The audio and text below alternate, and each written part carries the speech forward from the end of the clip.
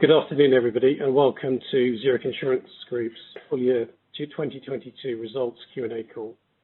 On the call today is our Group CEO, Mario Greco, our Group CFO, George Quinn.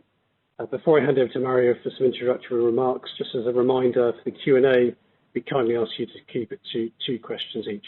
Mario. Thank you. Thank you, John. So good afternoon, everybody, and many thanks for joining us today. Before George and I start answering your question, please allow me to give you a few remarks on this year's results. This morning, we reported our highest business operating profit since 2007, and also that we exceeded all our financial targets for the second consecutive 3-year period. This is despite several tough years where we have had to deal with many unexpected challenges. We remain agile, we focus on our goals, we continue to execute against our consistent strategy to transform Zurich into a simpler, into a more innovative, into a customer-centric organization. I'd like to thank all of my colleagues, our customers, our partners for this remarkable achievement. We ended the most recent cycle with the BOPAT ROE at 15.7%. That indicates the strength of the underlying business performance improvement and significantly exceeds our target of greater than 14. The combination of robust profitability, strength of capital position, and predictability of cash remittances allowed the board to recommend a 9% increase in the dividend to 24 Swiss francs, which will correspond to a compound annual growth rate in the dividend of 6% over the most recent 3-year cycle.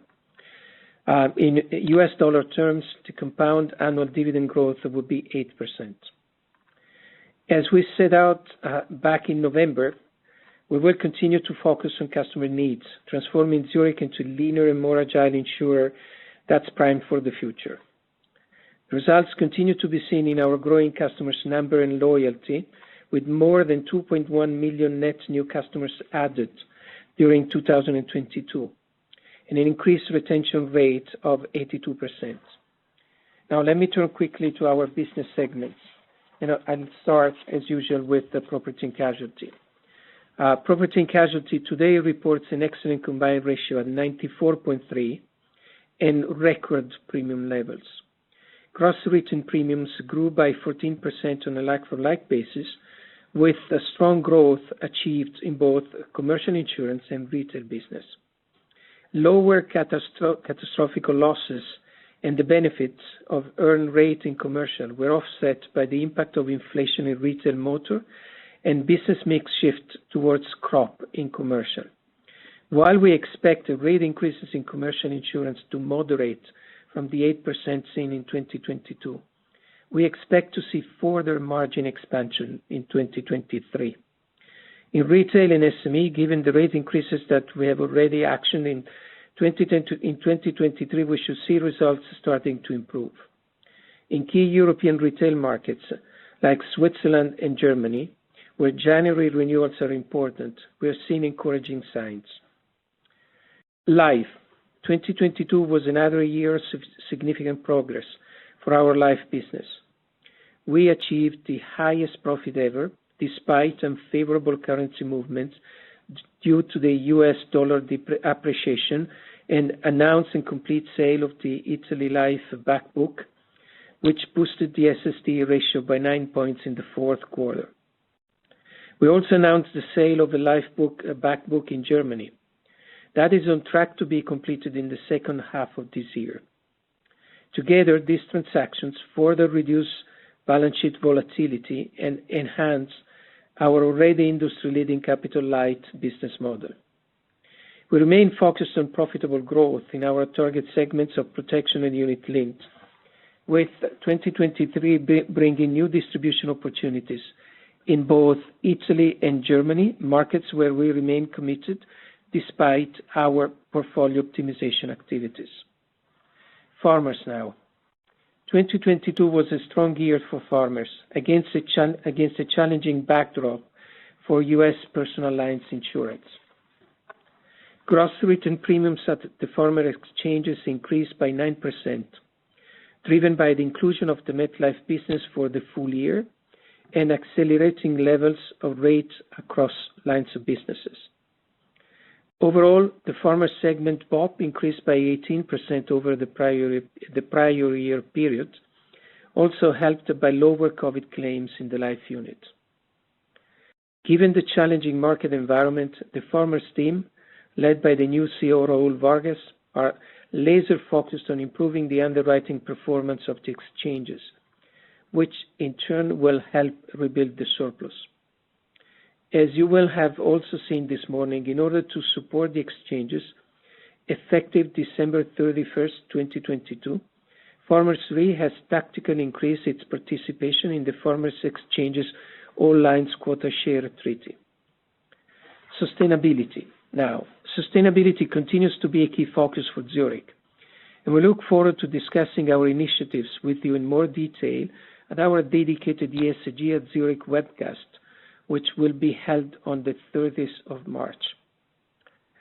Looking into the future, finally, we remain absolutely committed to deliver the strategic ambition and the financial targets that we set out in Zurich back in November for the next 3-year cycle.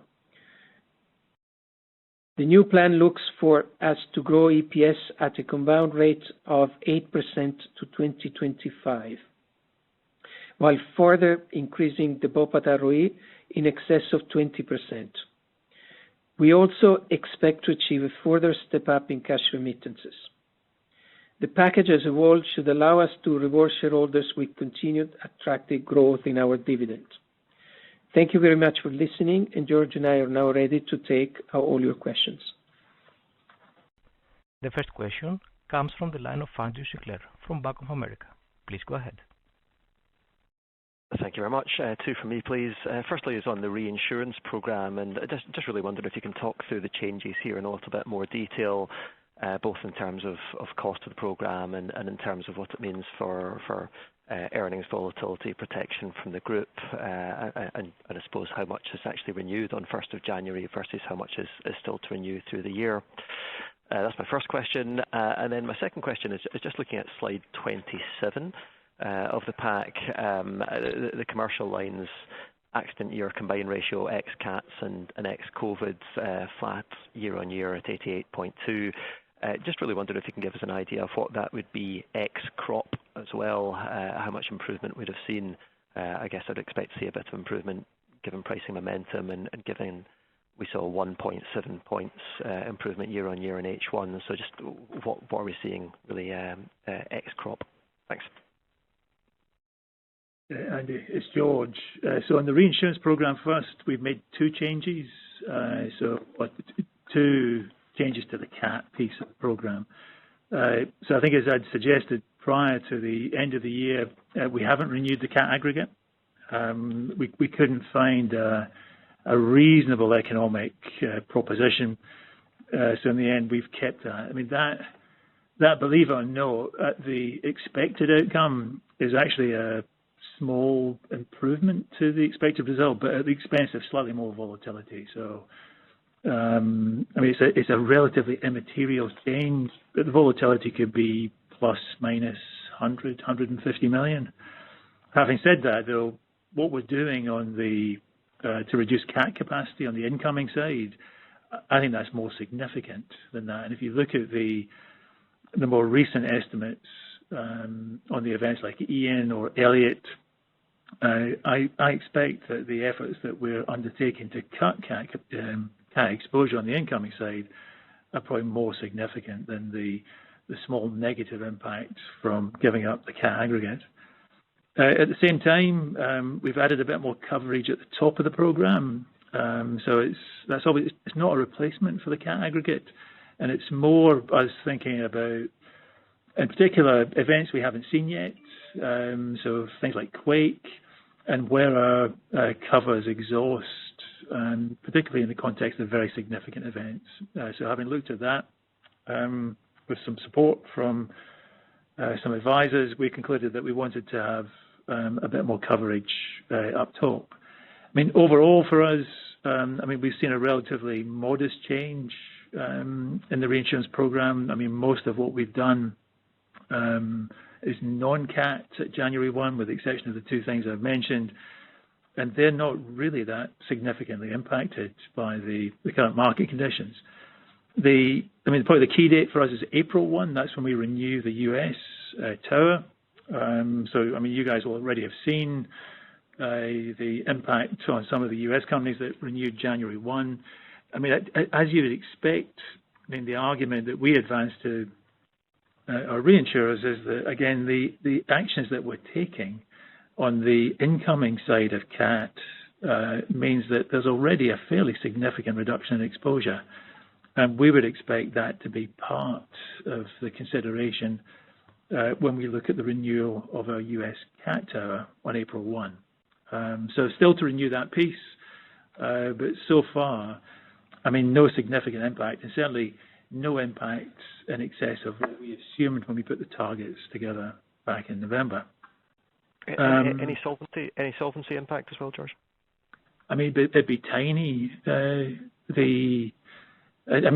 you look at what we pay for CAT cover overall, a 10% rise in what we pay is something like 10 bips on the combined ratio. So, you need massive changes to have massive impacts on the group's numbers, and we just don't see that, and we're not dependent on reinsurance in that way.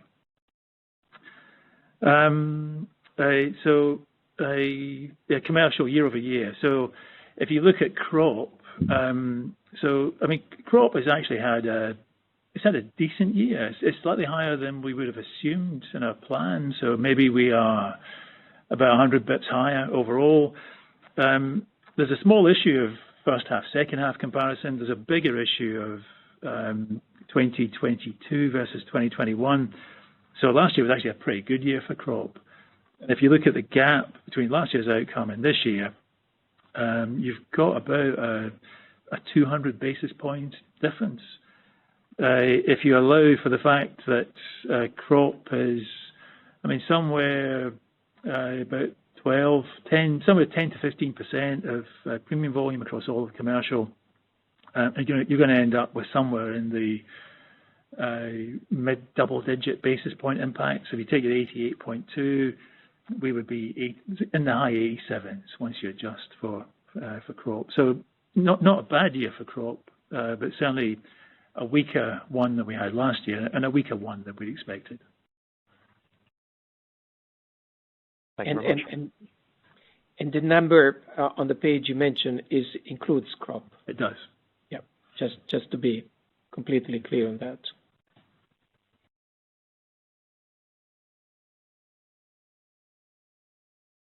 The next question comes from the line of Michael Huttner from Berenberg. Please go ahead.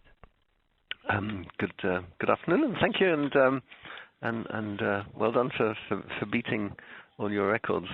I had two questions. The first one is on cash remittances. I was actually hoping for more. It seems a tiny improvement. I know I'm being really probably wrong or headed or something, but 4.4 billion rising to 4.6 doesn't sound like a record year in many of your business lines. I just wondered if you can give some color of what drives the cash remittances. And the other thing is also a very general question. 265% solvency. What are you going to do?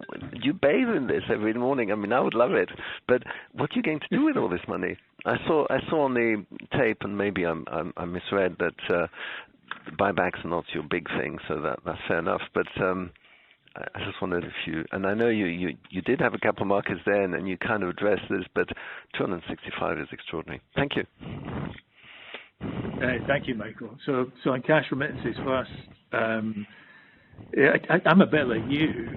I always want more from the businesses as well. I think if you look at last, I think the outcome overall is really good. So we've certainly landed where we wanted to land. I think there were upsides that we have not yet taken on the cash side.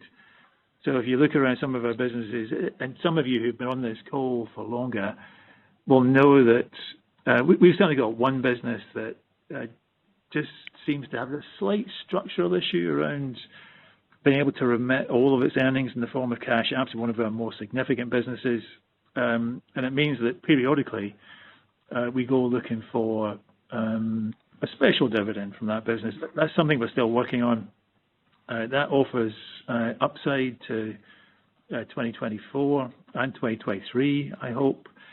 I think on the, I mean, it's not a big negative, but one of the small challenges actually in a rising interest rate environment is that some of the local statutory balance sheets on the life side can end up being a bit long, and therefore this can exert a wee bit of pressure on life cash remittance. But I mean, overall, I mean, we're really happy with the outcome. We've still got a number of pockets, I mean, they're not small pockets. We've got a number of pockets that we need to address and increase the cash remittance going forwards. So there's room for more, but I think we're pretty happy with what we achieved last year. On the capital topic, so I mean, you're absolutely right. It's a huge number. It doesn't yet include, obviously, the impact of Germany, which is still to come. I mean, but again, I think you've probably read on the wires commentary that was entirely consistent with what we said back in the Investor Day in November. As everyone knows, we've got a buyback that's underway to address the expected dilution from the sale of the German business. There's a bit more to go in that. We were not quite halfway through that by the beginning of February. I mean, beyond that, our preference would be to deploy it on growth. I mean, we've talked before on these calls about the dynamics of SST and the extent to which organic growth drives it. I mean, it's nice to have the option. Given what we expect in terms of growth over the course of the next 3 years, I don't expect it to be that capital intensive. So that, again, gives the business freedom to look at other ways to deploy capital, again, to support growth, to deliver more in terms of earnings and deliver more in terms of dividend. So our preference beyond what we're doing at the moment is growth. That's growth. Lovely. Thank you very much. The next question comes from the line of Andrew Ritchie from Autonomous. Please go ahead. Oh, hi there. First question, just on the underlying accident loss ratio, 60.8 in the full year. I just want to understand if there's anything I should do to that as a starting point. I think it looks like crop was running at around 96, so there's a small adjustment down if I assume crop is mid-90s normally. Is there anything else? I mean, for example, was there a particularly, maybe a conservative booking on some more inflation-exposed classes in the second half? And I guess maybe, was there any particular negative one-offs on retail? So really it's just to understand, is that the right starting point? Obviously adjusting maybe 50 bits for crop. The second question on farmers, I'm just trying to understand why is 8.5% the additional quota share the right number? I mean, it looks like you're just replacing a third-party reinsurer who's come off.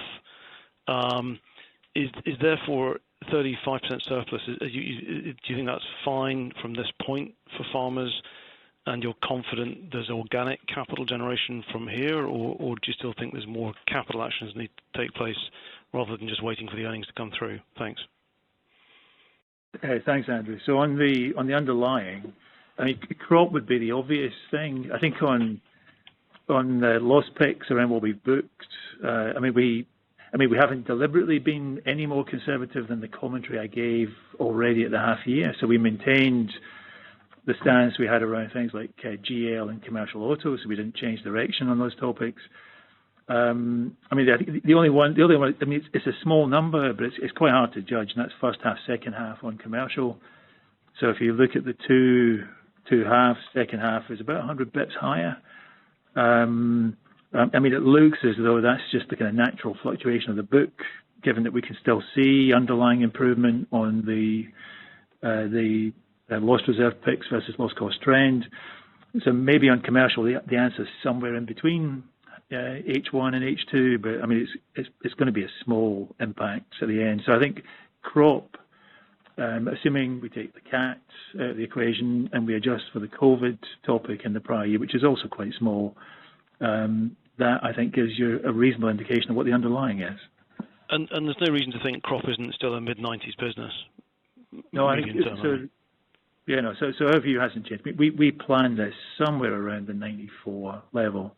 Okay. So it's a bit more than 100 basis points higher than we would expect currently. I mean, last year we were about 92. We've been lower than that, and we've been higher than that over the course of the last 5 years. On farmers, so yep, we have increased our participation on the quota share. Obviously, the market is a bit more challenged for the exchange currently. I mean, I think in the end, I think our view, and I think the view of the exchanges too, is that in the end, this is not a surplus issue. This is a profitability challenge that they need to solve. And by solving that profitability challenge, all the other things that connected to the exchange that would, including the surplus, which would raise questions at 35, they go away at that point. So I think our view is that there's no need unless there was a. So maybe if I explain what the exchange is doing, and then I'll come on to the more positive side of it. So obviously, the entire US auto market has a bit of an issue. There's lots of rates being pushed through at the moment. You've seen already in today's release what we see in terms of what the exchanges have been doing.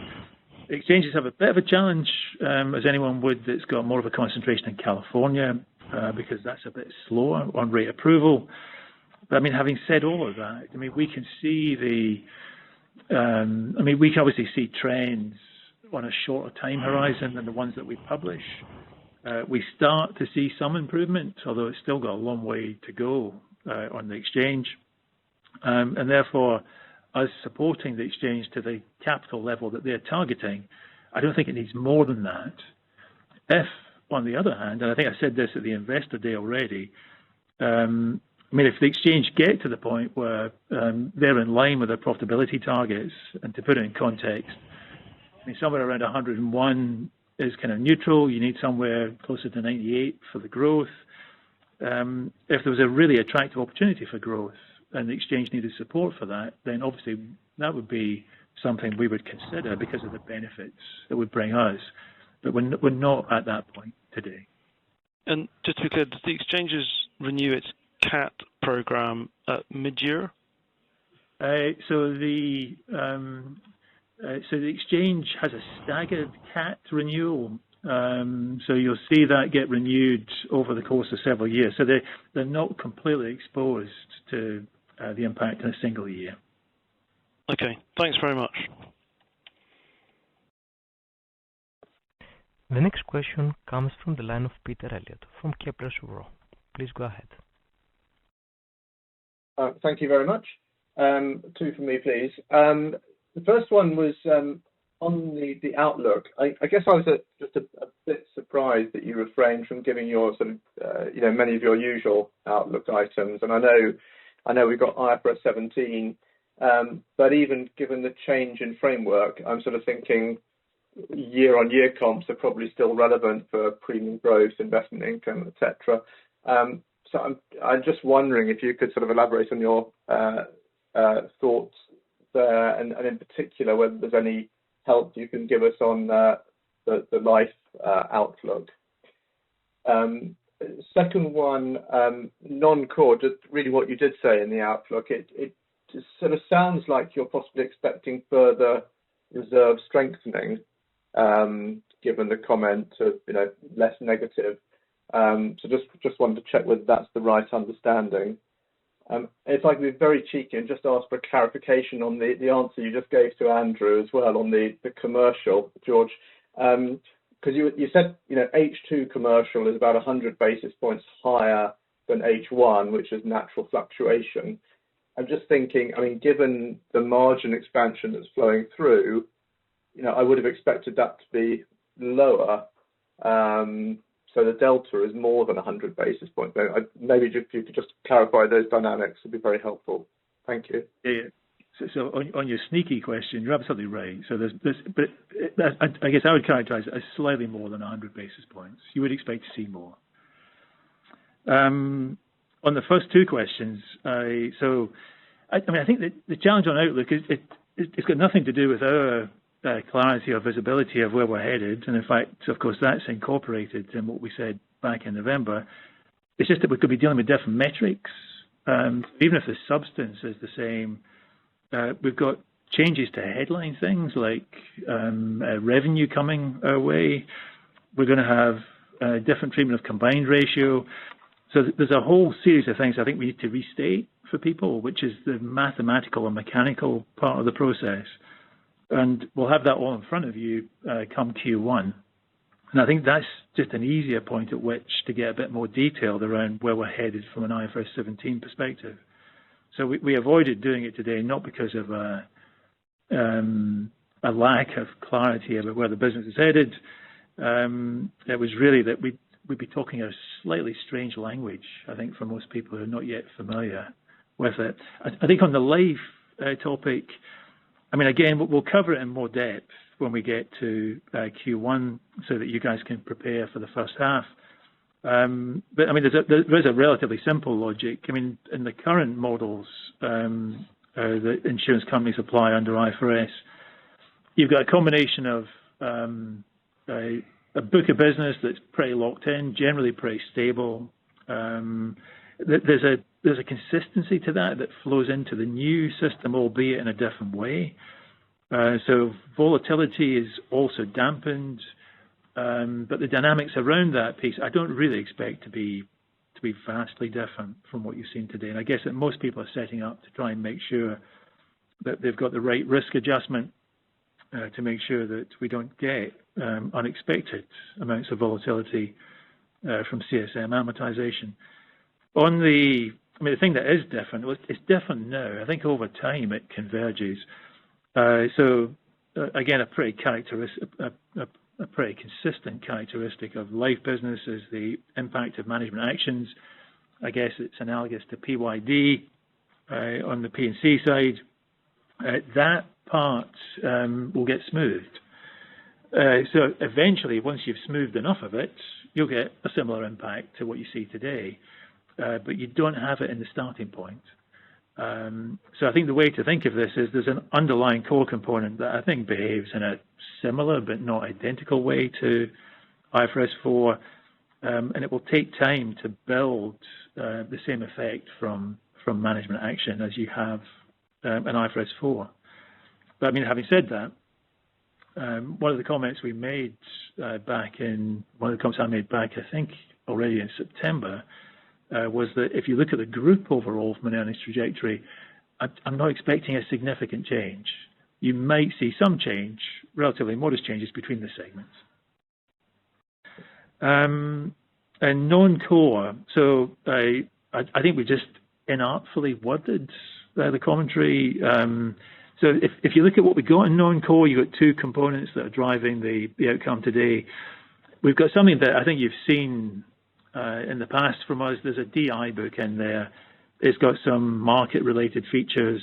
So there's a wee bit of market volatility. I mean, typically it's been relatively modest. We're talking low tens of millions, positive or negative in any given year. I think what's different this year, so you saw it in the first half, we moved a book of business into non-core with the intention of disposing it during the pandemic. Well, not disposing it during the pandemic, but we had moved it during the pandemic with the intention to dispose of it afterwards. And I think what we discovered there is that the experience that book had during the pandemic was not as representative as we would have liked it to be of future claims experience. So it's taken us a couple of bites to correct that this year. But I think at this point, I don't expect to see a third on this topic. Right. Thank you very much.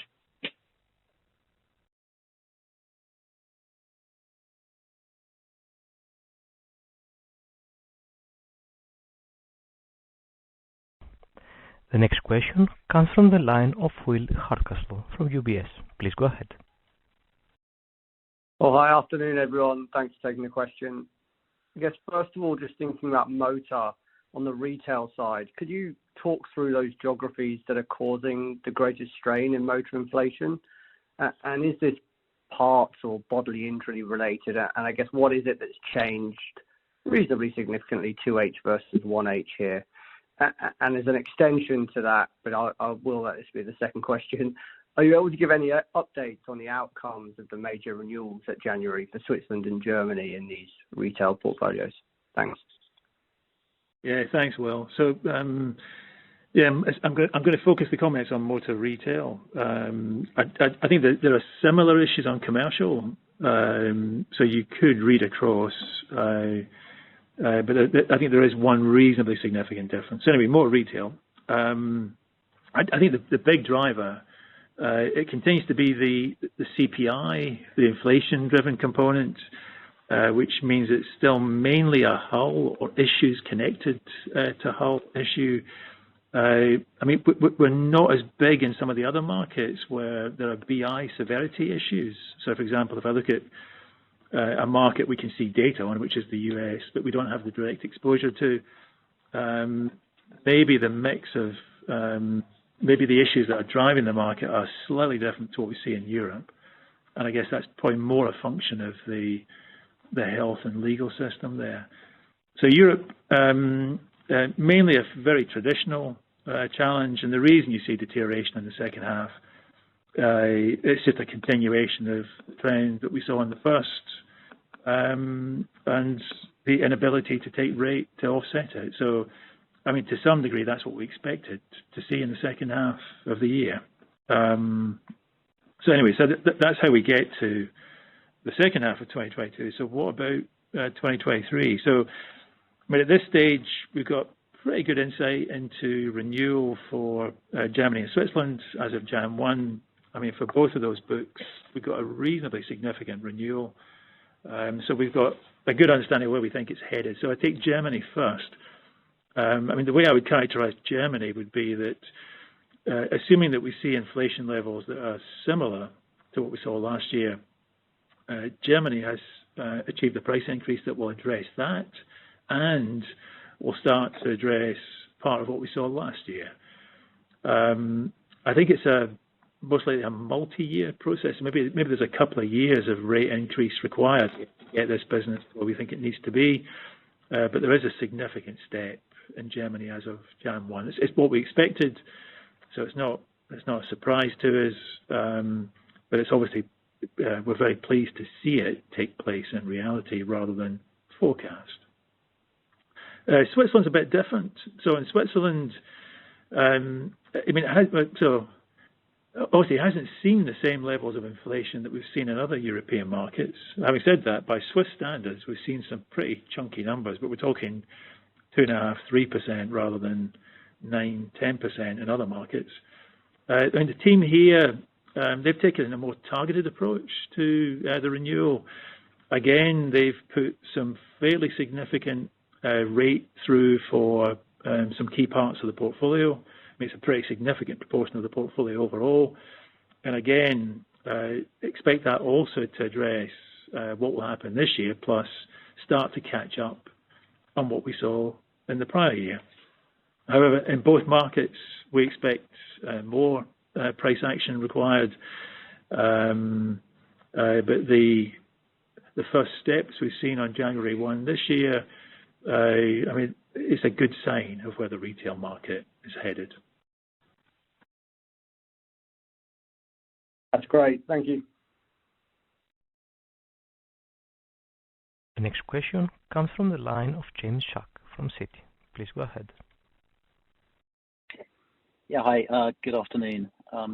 I just wanted to spend a bit more time on that retail deterioration at full year, please. So the full year accident year loss ratio in retail up 1.9 points at full year, and I think you're saying that's due to frequency and inflation, and some of which you talked about just now.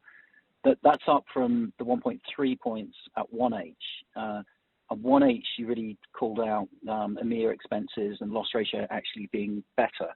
So I'd just like to focus a bit more on the discrete second half of the year, because it seems as if the crossover between rate and claims inflation seems to have happened the most at that time. And I hear the comments about the outlook going into 23, but I guess my fear is that you're seeing nominal rate increases, but not rate in excess of claims inflation once we adjust frequency as well.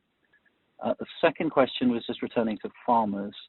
So again, on the 8.5% quota share, why is it you've chosen to do a quota share? Because farmers is a volatile business, and 10 points plus or minus on that combined ratio is not an insignificant number to the Zurich Group earnings. So can you just talk us through, is that a multi-year quota share? Why you settled on that, and why you didn't do other alternatives such as surplus notes, for example? Perhaps I'm also interested in why it didn't actually require any extra capital in the target capital that you have in the denominator of the SST. Thank you very much. Yeah, thanks, James. So on the first one, to put it, I don't really want to quote a number today in Germany, but it's in double digits, not high double digits, but it's in double digits.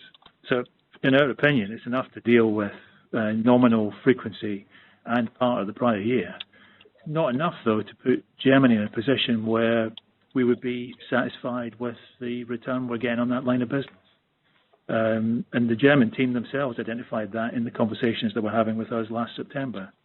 So there's definitely more to be done, but we think it not only addresses what we're currently seeing, it addresses part of what we had last year.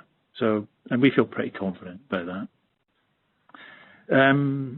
On the farmers question, so maybe I'll start from the end. So it's a very good question. So target capital, it will have a relatively small impact on target capital, but it will build as the reserves build. So that's why you're not seeing it yet. But we're talking, something that's in the up to mid-single digit impact on SST. So it's pretty small overall. On the why this and not something else. So I guess that if you cast your mind back to 2015, which was probably the last time we were a very significant participant on the quota share. Some of you will remember that we actually had some pretty significant amounts of capital up against that. Again, I think many of you are aware that the nature of that contract has changed significantly over the years because of discussions between the exchanges and their reinsurers and the particular form of that contract that worked for both the exchange and for the reinsurers. The nature of the risk that the contract carries is a bit different than it was before, and therefore the amount of capital required would be more modest than it was in 2015. It would also be reflected in the fact that the potential volatility would be more modest than it had been previously. In particular, CAT is capped, and CAT is now more dealt with through the CAT covers that the exchanges place. So I think from an overall Zurich perspective, this is probably the simplest, the most straightforward, and certainly Zurich will benefit from the way the exchange and its reinsurers have changed the structure of the contract over the course of the last several years. And I think that combination is really why we've done what you've seen us do. It's a simple and straightforward way of addressing the challenge that they currently face, and gives them some time to deal with their plans around the improvement in the combined ratio. Okay, thank you very much, George. The next question comes from the line of Kamran Hossain from JP Morgan. Please go ahead. Hi, afternoon everyone. Two questions. The first one is on just back on the farmers quota share. Could you maybe talk about the profitability assumptions you've made in, I guess, the increase there? Is it 101% as you mentioned as kind of the target level, or is there something else there? The second question on the commercial line cycle. Could you talk about the impact that the reinsurance market changes, changes in terms of price structure, etc., is likely to have on that market? I think at the Investor Day in November, you said you expect the cycles to probably, tail off in, by the time we get halfway through 2023. Do you still think that will be the case with all the changes in the reinsurance market? Thanks. Yeah, so thanks, Cameron. I want to avoid that I end up giving out the plan for the exchanges on the combined ratio. I think probably the best way to look at this would be that, we've significantly increased our participation in the quota share, but we're still a small minority compared to the others. And the others are there because they expect to make money. So maybe if you combine that with the comments I gave earlier around where the neutral point sits, that gives you some sense of what the market anticipates from the exchanges. On the second comment on the second question on rate, so I think if you go back to the comments that I made earlier around the more differentiated view of what's happening on rate at the moment. So if you look at, what we see in the market towards the end of last year, somewhat predictably, property is the one that maybe sees maintains a fairly strong trend. And in fact, if we look at our numbers from a North American perspective, we would see property rate ticking up at the end of last year. So that may be partly connected to reinsurance, maybe partly connected to the continuing concerns around risk of inflation at that point. Difficult to attribute it entirely, but you certainly see the line of business that it probably impacts the most in the strongest position. I think in general, one of the things I think as we look out through the remainder of this phase of the commercial cycle, it's going to get very differentiated. I think I mentioned this earlier. If you look at the different lines, things like property, motor, they're still in pretty good shape. Excess GL also in good shape. Workers' comp, specialty, they're around the same positions they were at before. So, slightly negative, fairly flat towards the end of last year. And you've got primary GL somewhere in the middle of all of that. The more negative one is financial lines, in particular D&O. So that is softening currently. It's probably the part of the market that saw the biggest run up.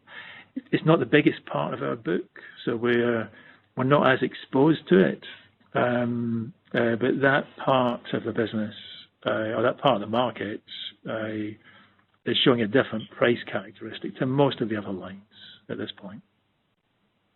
Thanks very much, George.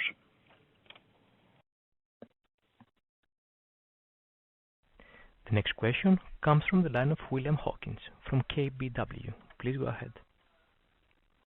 Hello, thank you very much. George, is there any evidence that you point to for building prudence into your current accident year loss picks?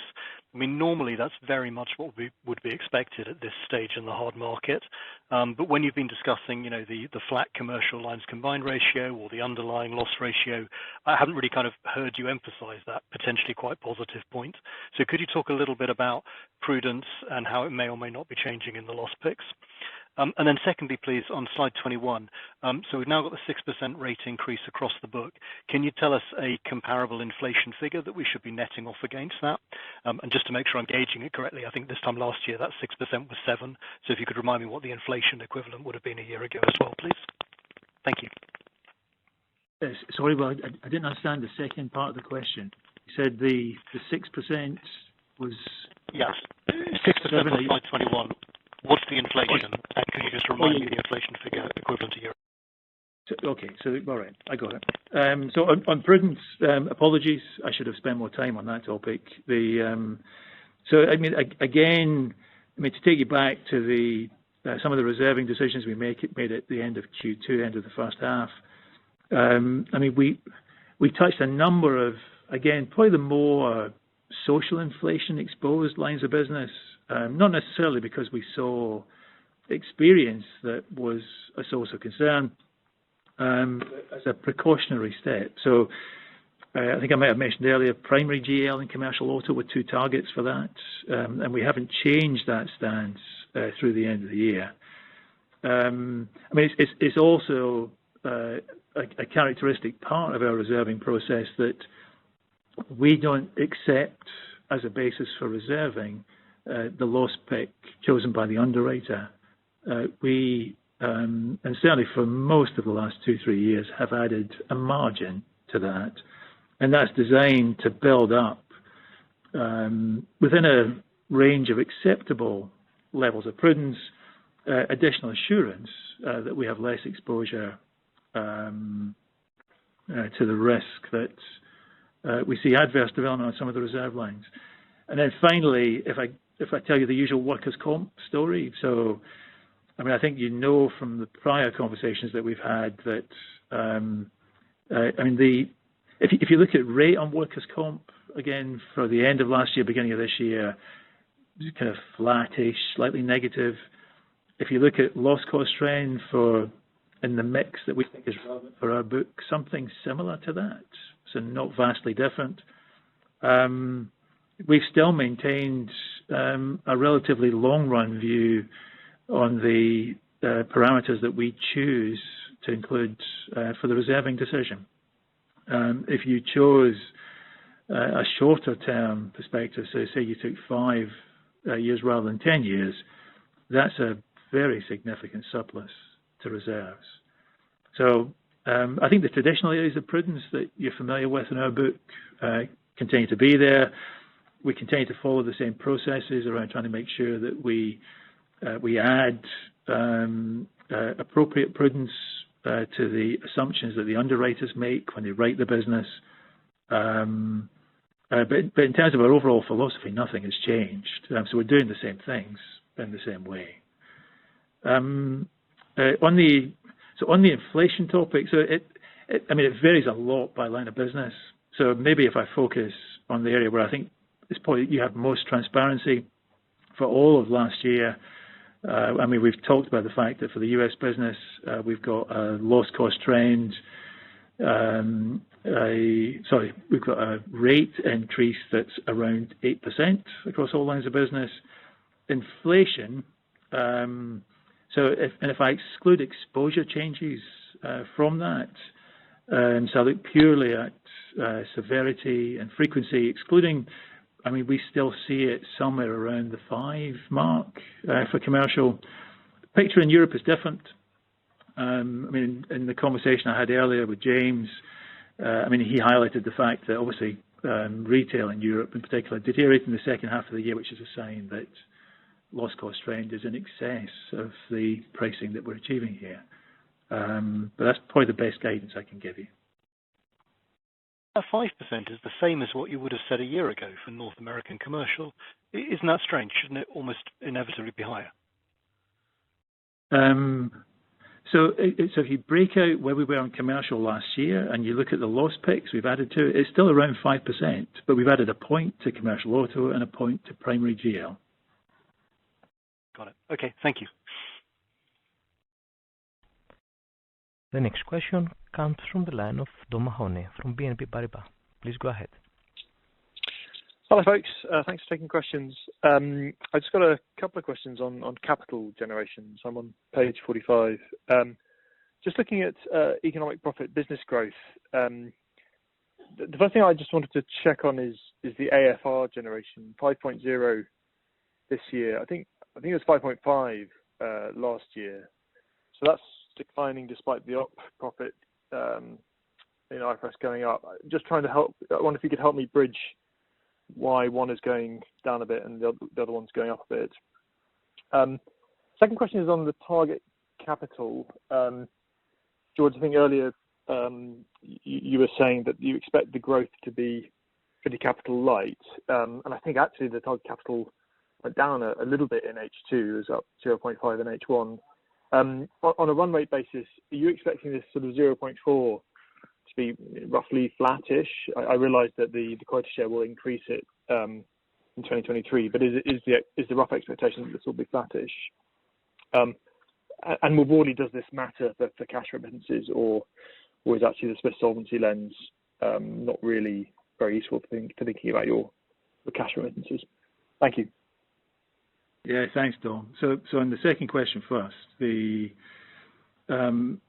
so obviously part of what's driving the dynamics that you see on AFR versus target capital is impact of interest rates. So it's part of what impacts the first half of the year. It impacts it again in the second half of the year. So if we end up in a reasonably, in a slightly more stable environment, I think it would be flattish. I'm not sure we're going to be in an entirely stable environment. I guess the outlook seems to anticipate that we'll see a bit more rise, potentially followed by some reduction at some stage in the future.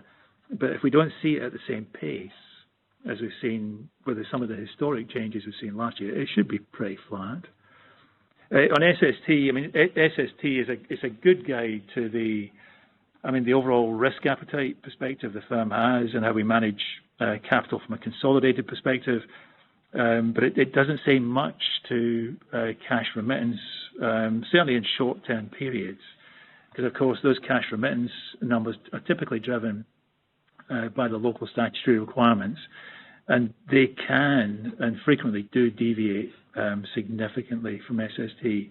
Over time, though, again in a stable environment, so if we keep interest rates relatively stable, given the relatively short duration nature of the book, the two things should be more in sync than perhaps we've seen last year. On the capital generation topic, so 5 AFR versus where we are from a reported profit number. I mean, you can obviously get a number of differences at the margin. I think the way I would look at this, I would probably work off of the operating profit number and tax it. The impact of, in particular, gains that appears in the NIAS number can really distort this because, of course, we've got a mark-to-market perspective on AFR. And I think if you work off of the bulk number, you'll get something that's probably a bit closer, is my expectation. Thanks. Thanks, George. And just to understand, I mean, given the bot went up but the AFR went down, is that just an anomaly to do with rates, or is that something else? So rates are going to have an impact on that because of what you saw in the prior year. I mean, partly through the impact of discounting. That's likely to be the main driver, but I need to look at it in more detail and come back to you with a better answer. Sure. Thank you. The next question comes from Ashik Musaddi from Morgan Stanley. Please go ahead.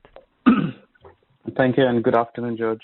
Just a couple of questions I have is, first of all, again, sorry, going back to this retail inflation topic, I agree Italy and Spain is relatively small for you, but the combined ratio in both Italy and Spain has gone up significantly in second half versus first half.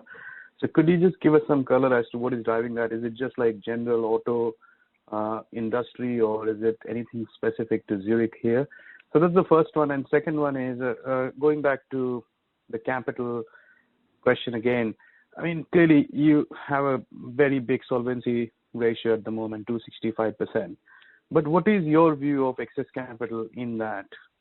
And I would say excess capital which is fungible as well, not necessarily just a ratio perspective. If you want to deploy some cash to do M&A, I mean, how much cash you can extract out of that 265%? The reason why I'm asking is, I mean, your leverage looks like more or less full, at least on the current IFRS 4 basis. So I just want to understand how much of cash liquidity you can gather within the business. These two questions. Thank you. I need to tell you that we're all smiling here on the other side of at your question. Yeah, because we're probably all thinking of ways we're not going to answer the second part. Yeah, I mean, obviously we ask questions at the risk of, with this, but worth trying, I would say, for us. Yeah, so let me try and be more helpful than just a straight out, I'm not giving you an answer to that question. So let me start on the retail thing. I don't think it's different from the story. I mean, there are some local dynamics in both businesses that are relevant. So, for example, in Spain, we have a pretty significant investment program running in the business to try and expand and just increase our geographic coverage in the market. In Italy, it's probably more the traditional effects that we're seeing elsewhere, driven by loss cost trend. but in both markets, inflation is likely to be the principal driver of what you've seen in the second half of the year. And it is auto that's prime. I mean, home is not much different, actually. I mean, if you look at Germany in particular, you don't see a very different outcome on home. So I would pick out both of those lines of business as the prime factors. So on the SST topic, so I mean, again, given the comments that I made back at the Investor Day around our ambitions around leverage and the fact that I mean, we're probably likely to de-lever a bit, given that the cost of financing is increasing. I mean, we don't have an awful lot that's maturing over the course of the next year or two, but it's going to get more expensive to run that, and we've certainly got enough cash to allow us that option if that's what we choose to do. I mean, more generally, I mean, the company obviously has significant flexibility given the way we generate cash across the group. I mean, obviously, I want to avoid that I'm going to get into a number that I need to specifically update on a regular basis. But it's a feature of the group that we tend to, I mean, we have a strong preference for businesses that we can measure not only in terms of the actuarial judgment, but also in terms of the cash that they can provide to the group to underpin that actuarial judgment. And that's not something that's going to change. So I think when you look at us, I mean, certainly from an earnings perspective, it's pretty clear how much of what we generate we distribute. So, I mean, you're getting 75% more or less back on a regular basis. We retain the additional piece, and we also retain, of course, any cash we generate in excess of the earnings levels. And I think I mentioned earlier in response to Michael's question that, I mean, we regularly undertake exercises to, I guess I would say, liberate cash that's not needed in the various businesses and bring it back to the mothership. But I mean, as you would expect, with such a significant capital level, we have significant flexibility. Okay, very clear. Thank you. The last question comes from the line of Vinit Malhotra from Mediobanca. Please go ahead. No, thank you for the opportunity. Last question, sorry. The life side, just I often ask this, George, your life numbers frequently hit the ball out of the park, particularly when you look at the guidance. And again, it's happened again. And again, the guidance is very weak, it's very light, very cautious looking. I'm just curious about the life guidance, but also there's a sharp fall in NBV, there's some assumption changes. Are you not happy with the mix, selling protection? And are you trying to de-emphasize protection a little bit in this high interest rate environment? So that's one on life. And just very quickly follow up this slide 25, the 60.8 underlying loss ratio. I mean, when I compare to 59.8 ex-COVID last year, is this 1% seems to be mostly explained away by crop, and then there's also motor, there's also effects of pricing. I mean, how should we think about this? Sorry, I mean, just to be very clear, 60.8 minus 1 point of crop, is that how we should think of it, and then we apply some margin, or how should we think of it? This one, thank you. So I think to the last part of your question, more or less yes, would be the approach, I think. To the first part of your question, I mean, it would imply a lack of satisfaction with the life business if I was to agree with any of it, and I don't suffer from that. I mean, I think we're really happy with how the life business performs. We're really happy with the transformation that the life business has undergone. So if you think about, I mean, what the firm, what our life business has achieved against what they were doing alongside supporting the clients, I think it's a fantastic outcome. I mean, again, I think the implied criticism around the life guidance is entirely valid, but it doesn't make me any less happy about the overall outcome. On the fall in NBV, that's really a 2021 topic in the end. So if you if you think back to the end of 2021, we talked about the fact that we were positioning AFR for IFRS 17 because of the requirement for a certain level of consistency in best estimate assumptions. So we were trying to make sure that we had the life AFR in exactly the place that we wanted it, and we'd reduced life AFR at that point. That then gets caught up in the new business models that come into production for Jan 1 in the following year. So part of what you're seeing in the fall on new business value is really that decision that we made in 2021. There's a secondary impact. I mean, with interest rates rising, there's a bit more competition around the linked business, so that has a bit of pressure. But I think if you look at the new business margin, even after the change, it's still, we think, pretty good. It's pretty strong. So from a mix perspective, I mean, given that we make a big song and dance every time we produce a presentation about the mix of our life business, it's a sign that we actually really like it. And we've got no intention to de-emphasize protection. I think, our philosophy is to emphasize underwriting, whether it's in P&C or in life, and therefore we like protection in life, where we get the chance to underwrite it in the right way. It's our strong preference to do that. So really happy with life. I think the caution on the guidance, I mean, just going back again to, I think it was Peter's comment. I mean, it's got nothing to do with what we expect for the year, and just the fact we've got a change in metrics coming up in about, I was thinking it might be in 3 months. It's probably a bit quicker than 3 months. So, I mean, you've seen, I hope, the supplement, at least the structure of the supplement we're gonna hand out. So you've got a sense that even if the business is not changing, some of the ways that we describe it are about to. So rather than pump out some IFRS 4 guidance, which I mean, I'm sure most of you could probably interpret. I thought it's just more helpful to give you more general guidance, lean on the fact that we've given you already an outlook as far as our targets from last November are concerned, and then we can have a more detailed conversation when we get to Q1. And we actually have the new structure in front of us. Okay. Thanks. I appreciate that, George. Thank you. Ladies and gentlemen, that was the last question. I would now like to turn the conference back over to Mr. John Hocking for any closing remarks. Please go ahead. Thank you all for dialing in. If you've got any outstanding questions, please get in touch with one of the IR team. Thank you very much.